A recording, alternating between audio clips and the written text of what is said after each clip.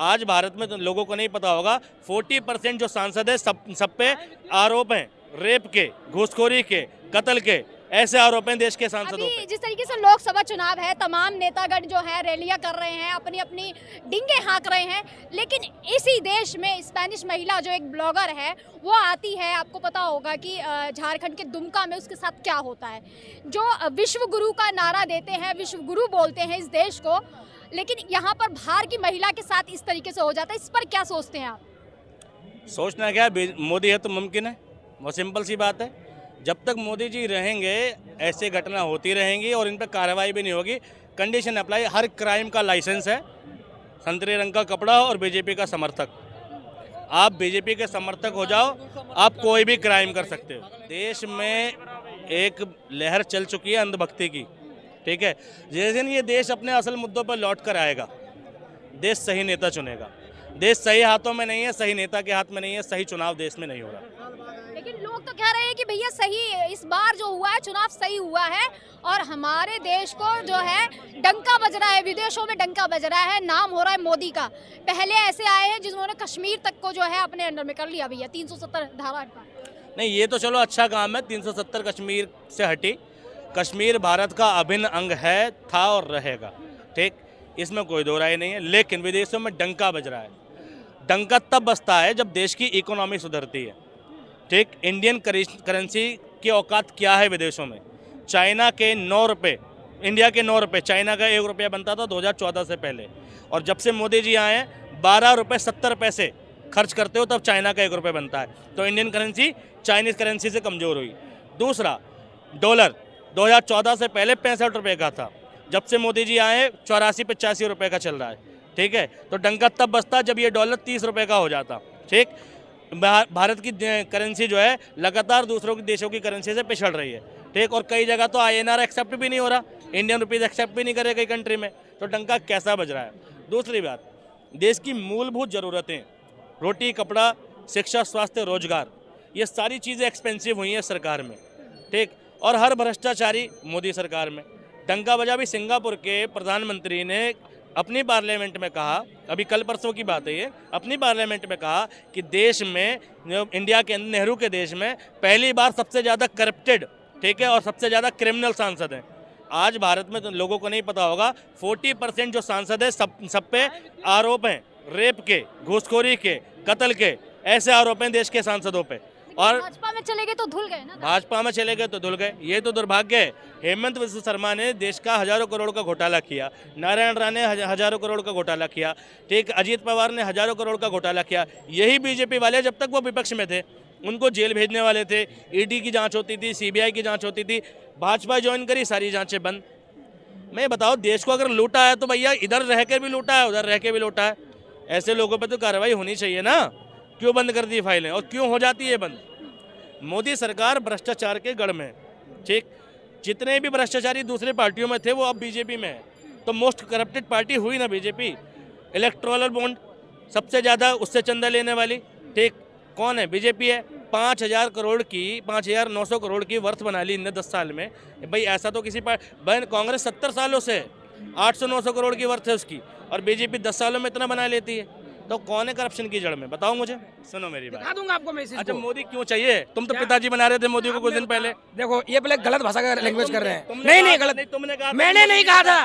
तुम्हारा गलत लैंग्वेज है। इस पे बात जुबान में सुधार करो, कह रहे जुबान में सुधार करो आप, जुबान में सुधार करो आप। नहीं, गलत बोल रहे हो, वापसी वापसी ले लो। दराज होता है तो उसको पिता के समान। हिंदुस्तान के अगर जनता 100 करोड़ है, अगर 70 करोड़ जिनको चाहेगी उनको होगा ना सरकार, उन्हीं की सरकार बनेगी ना। तो मैं अपनी बात नहीं कर रहा हूँ, चाह रही है, अब भी चाह रही है। कह रहे 70 करोड़ चाह रही है। ये बोलेंगे ये 70 करोड़ चाह रही है, नहीं चाह रही है? बताओ, है 70 करोड़ जनता चाह रही है मोदी को? 70 करोड़, वो 80 करोड़ लोगों को 5 किलो राशन देने की बात कर रहे हैं मोदी जी। शायद मुझे लगता है भाई का प्रूफ सिद्ध कर दिया मोदी जी ने।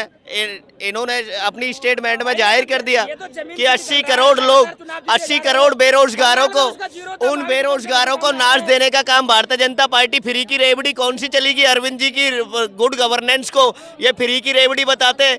आज वो 80 करोड़ देशवासियों को 5 किलो राशन में वोट लेना चाहते हैं मोदी जी।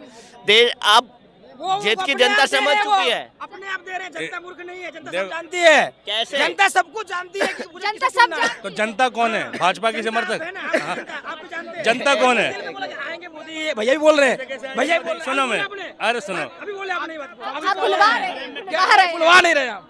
सुनो मैं एक बात सुनो। हम नहीं बुलवा रहे। नहीं, मोदी जी 80 करोड़ लोगों को राशन दे रहे हैं, इसका क्या मतलब पता है? कि 80 करोड़ लोग इस लायक भी नहीं छोड़े नरेंद्र मोदी जी ने कि वो कमा के खा सके। हम ये तुम्हें right भीख दे है, रहे हैं। मैडम राइट है। ये है उपलब्धि भीख में मोदी जी रखना की। चाहते हैं ये मोदी क्या जी बोलेंगे? इस देश को। कमा देखिए, खा ही नहीं भिखारी सकते। बनाना चाहते हैं अब मोदी सबसे जी पहले इस देश पूछिए को। यहाँ जितने लोग वो कमा के खा रहे हैं कि सारे ऐसे घूम रहे हैं, ऐसे मतलब सब मतलब भूखे पेट करते हो आप? क्या भाई सरकार का क्या योगदान है आपको रोजगार मुहैया कराने में? बताओ क्या काम करते हो? भाई सरकार का योगदान ये हो काम क्या करते हो? भाई प्राइवेट नौकरी करता हूँ। करते हो प्राइवेट? प्राइवेट मतलब क्या क्या काम करते हो? प्रोफेशन क्या भाई है? एक मिनट, मैं कैशियर हूँ मिठाई दुकान में। यही अपने क्या कहते हैं, पहले था हीरा स्वीट में, अब कोई और स्वीट में हूँ, पहले हल्दीराम में था, अब वहाँ से चला किसी और जगह, मतलब प्राइवेट ही काम करता हूँ कैशियर। हाँ अब देखो सुनो, अब ये प्राइवेट किसी सेक्टर में काम करते हैं। इस देश में जो प्राइवेट सेक्टर है उसमें जो जॉब है वो मोदी जी की उपलब्धि नहीं है, वो कांग्रेस की प्राइवेटेशन पॉलिसी, निजीकरण की पॉलिसी है जो 1991 में मनमोहन ने लॉन्च की थे। नहीं एक मिनट सुनो, नहीं सुन तो लो। ये कह रहे हैं कि पूरा हिंदुस्तान को बेच दिया, निजी हाथों में दे दिया। अभी बोले नहीं, सुन तो रहा हूँ मैं, ये बात बोलते हैं ना कि ये हिंदुस्तान को बेच रहा है। निजीकरण पे बोल रहे हैं। आधा सच सुन रहे हो फिर बिदक जा रहे हो यार। सुनो सुनो, यार बात पूरा सुनो, पूरा यही तो गलती है। सुन रहा हूँ मैं, पूरा गला रहे हो आप। अरे सुनो, अभी मोदी जी कह रहे हैं कि अब लाल किला बेच दिए और ये क्या कहते हैं रेलवे बेच दिए, और जो कांग्रेस जो प्राइवेट कर रहे हैं उसका समर्थन कर रहे हैं। बात बताओ। कैसे बोल नहीं नहीं मैं बता रहा हूँ, कैसे बोल- इनकी बात बात, ही नहीं हीरा स्वीट सरकारी कंपनी थी पहले क्या? मैंने ये कह रहा हूँ, बता दीजिए सरकार नहीं इनको ये बताता हूँ, नहीं नहीं अगर मोदी बेचे तो मतलब वो खराब कर रहे हैं, और कांग्रेस ने अगर समर्थन किया प्राइवेट को, नहीं कुछ भी। अरे मुझे नहीं प्राइवेटेशन क्या होता है? सरकारी था 30 रुपए में जाते थे, अब 150 कर दिया, जाना पड़ेगा, नहीं तो बाहर खड़े रहो, चूतिया मत बनो। टिकट जब सरकारी था ट्रेन, अब अडानी के हाथ में नहीं था, 600 में जाते थे बिहार, अब वो ऐसी डब्बा करके 2500 में, जाना है जाओ, नहीं तो जाओ बस में, ट्रक में। अरे सब कोई जा रहे हैं, कोई भी सारे जा रहे हैं, बना रहा फालतू का। सारे जब मैं कोई भी चीज, भाई साहब ये चीज तुम्हारा है, सरकारी है, इसका रेट 300 है, ये चीज 300 का ही बिकेगा, ये मेरा हो गया, मैं इसको 1 लाख में बेचूंगा, तुम्हें लेना पड़ेगा, लेना है लो, नहीं लो। प्राइवेट और सरकारी में समर्थन सब कोई ले रहे हैं, कौन कहा जा रहे हैं? वो गधे हैं, मतलब जो ले मतलब रहे हैं, एक पौवा पी के कुछ नहीं बोला, वो समर्थन गधे हैं। अरे सारे वो गधे हैं। जनता को गधे बना रहे हो, नहीं जनता और सारे लोगों को भगा रहे हैं। आपने मोदिया बिंद का चश्मा तो नहीं लगा रखा कहीं? चश्मा भाई लगा रखे हैं, है? मोदिया बिंद का लगा रखा है क्या चश्मा? की रेवड़ी फ्री बांट कर कौवा देके भाषण बांटे। एक-एक की रेवड़ी बता रहे हैं सर। भाई के एक्सप्रेशन पे मर जाएंगे कई लड़के, लड़कियां नहीं लड़के, ठीक है? अब सुनो, मीडिया वाले आप लोग सब यही रहेंगे, बहुत दिन दूर नहीं है, 2-3 महीने हैं, जनता किसको चुनती है, ऑन कैमरा आप लोग फिर दोबारा तो आएंगे। बता रहे कि कैशियर हो तुम, तो कैशियर हो, गल्ला मार दोगे कभी तुम निकल पड़ोगे यार। मतलब गरीब जनता का सोचो यार, कांग्रेस गल्ला मारा कांग्रेस पार्टी ने, जो कि भोग रहा है आजकल। गरीब जनता की सोचो, गरीब जनता की। जनता का सारा पैसा तुम गरीब कांग्रेस के नेता के पास है। देखिए देखिए गरीब जनता का सारा पैसा कांग्रेस के पास है। सुनो, सरकार को मिलने के लिए बोल के मोदी का पास है भाई गरीब जनता का पैसा अगर कांग्रेस के पास होता राहुल तो गांधी के सत- साथ बेरोजगार है। अरे बोलने दो यार, इन्हें बोलने दो। आओ, मैं ये बोला कि ऐसे- आप बोलना नहीं चाह रहे, लेकिन भाग भी रहे हैं। राहुल गांधी के साथ भैया भी हमारे बेरोजगार हैं, इसलिए ये बोल रहे हैं। बेरोजगार बता रहे हैं। सबसे नहीं, एक मिनट सुनो, अरे सुन तो लो, अरे सुनो, नहीं नहीं, अरे दस्त लगे उन्हें, दस्त लगे, जाने दो यार। भाई भाई वह हम भागते हैं, क्या बोले जितने भी बीजेपी के समर्थक हैं सब जुलाब की गोली खा के आते हैं। इतनी जल्दी में निकलना होता, नंबर लगाया होता, कट जाएगा वो।